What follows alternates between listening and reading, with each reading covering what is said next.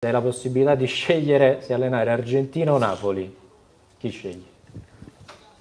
Mi fai una domanda difficile, cioè, mi vuoi dividere il cuore? Non posso rispondere a una domanda del Si fa bene genere. prima col club e poi si va in nazionale. Si fa bene prima Mettiamola col così. club e poi in nazionale, però c'è ancora tanta strada da percorrere, sono giovane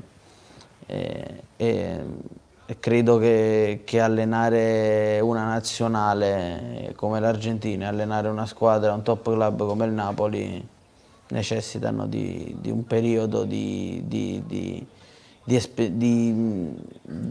esperienze prima, diciamo, Sì. di un periodo La gavetta, chiamiamola un così. periodo di gavetta, sì. Noi però te lo auguriamo assolutamente Grazie. con tutto il cuore.